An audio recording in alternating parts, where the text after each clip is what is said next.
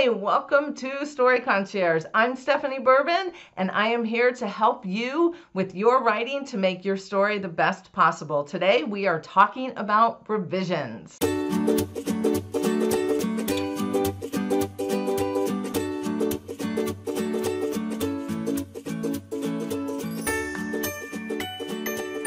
Okay, so I'm going to give you 3 tips to help you revise that novel, TV show, or screenplay, TV pilot or spec script, whatever you're writing. I'm going to give you 3 tips that are going to help you have the strongest revisions possible. Before I go into the tips, I want to talk about the biggest reason that I see that books are getting rejected, or also that even once the book is out on the shelf, why it's not doing that well. And the same thing for TV shows and the same thing for movies that have these amazing premises but don't do that well. Ultimately, it is because the writer was not clear on why they are writing this story. And I don't just mean why, I mean what is the story about? So it's really, really important to know what your story is about, because if you don't, your story is not going to be strong enough. Your book isn't going to be strong enough, your TV show isn't going to be strong enough, your movie is not going to be strong enough. It's really, really important to know what the story is about.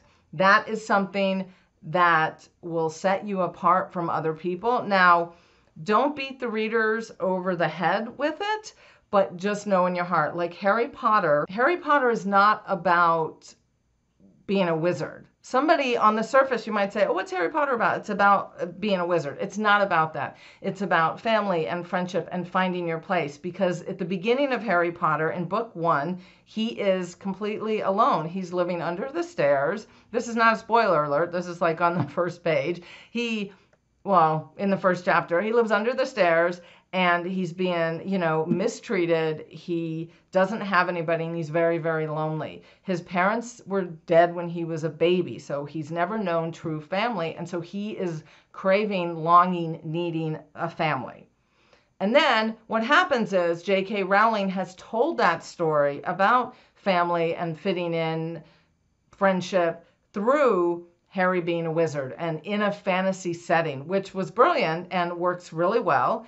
You could also say it's about good versus evil, but it really isn't. The core of the story is not about that. So if you haven't read Harry Potter, I'm sure you have, but please at least read the first book and you will see what I'm talking about. So for you, step 1 is to really know what your story is about, that you cannot get around this. Now, I'm a pantser, and so when I write books during National Novel Writing Month, or when I write screenplays, they used to also have one in April for screenplays, I tend to just let the character speak to me and I tend to write them out. Now, a lot of these things don't get made. For me, it's a really good exercise in writing and just getting it done. It's not really so much writing the best thing ever. It's just forcing me to get back in the habit of writing every day and also just getting my ideas from my head down on paper. I'm not a great outliner. It just doesn't work for me. If I start outlining stuff, then I feel constricted and it doesn't work for me. So in my first revision, I do these things that I'm talking to you about now. But if you are a massive outliner, maybe you have sent your novel out to a few agents and it's getting rejected after they've requested the full manuscript, or it's getting rejected at the query stage, this could be the problem, is not actually knowing why. And I'll tell you something, I have worked with hundreds and hundreds of writers over the last 12 years. And when I ask them what their story is about, I would say 10 out of 10, but like 9.9 out of 10, they don't know. They don't know what it's about. They tell me the plot. They don't tell me what the actual story is about. So it's really, really important. I want you to be crystal clear on what your story is about. Step 2 is your character's misbelief. Not to be confused with your character flaw. Now, we all have character flaws. Everybody in your life, yourself, your family, your friends, your characters you watch on TV, everybody has flaws, but why do they have their flaws? Best characters written out there have their flaws for a reason. If you look at an older show from the early 2000s, Veronica Mars, and look at Logan Eckel, he was a side character who was a main character, but his character flaw was that he acted like a jerk. He was a jerk. He treated people badly. That was his big character flaw. He never was serious. He never showed true emotion. But why did he act like that? And then we start learning as they unfold through the series, because not only are his parents rich and famous, so they just give him everything, they are not there. So he feels like people are not going to love him. So he pushes everybody away before they can hurt him. His misbelief is that he's not lovable. And everything that that character does until he, there's an arc and he changes, until that happens, is based on that misbelief. His character flaws is stemmed from the misbelief. Now, Lisa Crone has written this book called Wired for Story, and it is amazing. That and Story Genius.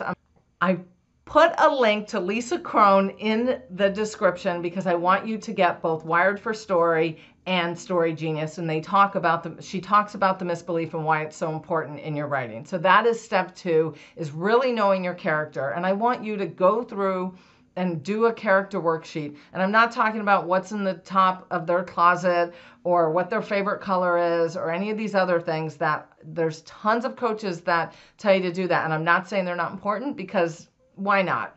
Maybe it's good. Like, my favorite colors are pink, purple, and teal. Maybe that says something about who I am. If my favorite colors were black, I'd probably be a different person, right?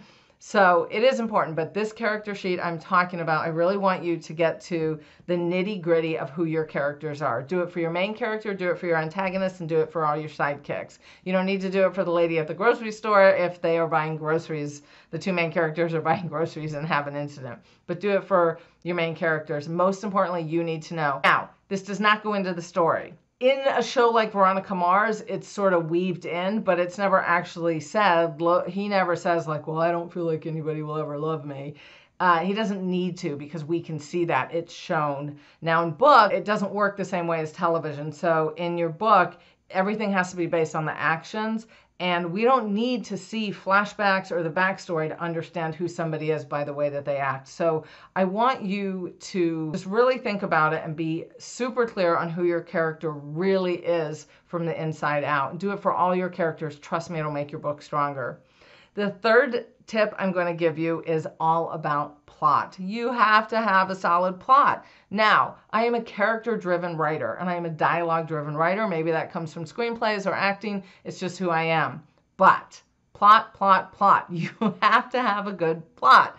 You have to hit on the right beats. You have to make sure that your plot is solid and it's not, you have these strong characters, but nothing happens to them. And trust me, there's so many writers who are strong character writers, but their stories suck because their plot is weak. And I'm going to recommend to you the Plot Whisperer book by Martha Adelson.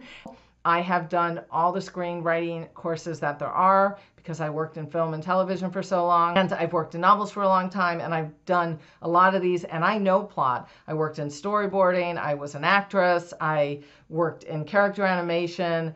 So you get what I mean? Like, I know plot, and it still helped me make my own story stronger, because when we're writing stories, we assume that everybody knows what we're thinking because it's so clear in our head. When you break it down and you start breaking it apart, you see that it's not clear. So I really, really want you to go through her book and do those exercises that she has, because it'll make your book so much stronger. I cannot tell you. I am telling you, it'll make it stronger. Or your screenplay or your television spec. Even if you are writing a spec of an existing sitcom or an existing drama, you still need to know the plot inside and out. You need to know what's going to happen. And for that, you need to know the characters really well. Now, they're on television. You might think that you know them, but really dig deep and make sure that you are understanding their why and the way they behave. Like, why did Don Draper behave the way he behaved? Why did Tony Soprano behave the way that he behaved? Why did Wolowitz behave the way he behaved? Sheldon Cooper. All these people have backstories. Penny, all of them have backstories to who they are and why they've created these character flaws based on what they believed about themselves inherently from the very beginning. It's really important, and I know you can do it. I'm going to repeat really fast. Number 1 is know why you're writing a story and what it is about. This is really important. It's probably the most important thing. What is your story about? If you can't answer that, you are not ready to submit. Please know what it's about before you head into these revisions. Number 2 is know your character. Know their misbelief about themselves and their character flaw. Understand that every single action they take in the story is based on this belief that they have about themselves. Think about your own life. A good exercise would be think about yourself and the way you act, and come up with your misbelief and how you've acted in certain situations, because I guarantee that it'll help you. And number 3 is plot, plot, plot.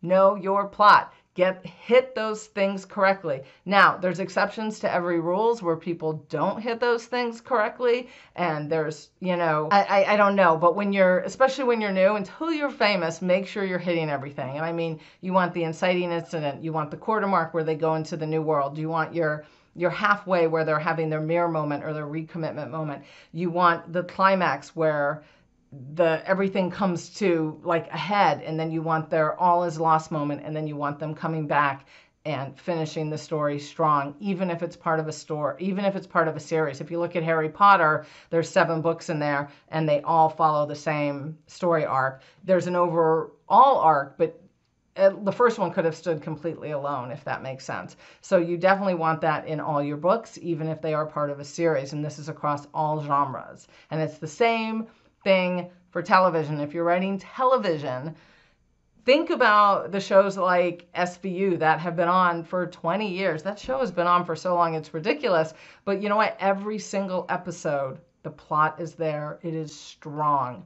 It is very strong in every single episode. It's a great example. Think of any of the shows that have been on for 5 or more years and how watch them and study them and take them apart, and you'll notice in every single episode there is that arc. And you can find all this in The Plot Whisperer. I want you to comment yourself. Tell me what you struggle with the most on revisions. Maybe other writers can jump in and help you, or I will definitely answer and see if I can help you out, because revisions are so important. Please do not skip revisions. Now, if you are extremely, extremely lucky, like E.L. James, and you come up with some amazing premise that people are going to buy, whether it's the best writing and strongest writing in the world, then hey, go for it. If you can write a book in a month and get it published or sell a screenplay on your first draft, I love that for you. I love that for you, but I don't think that's realistic for most people. So you want your novel, your TV show, your screenplay, you want it to be as strong as possible. And I'm telling you, these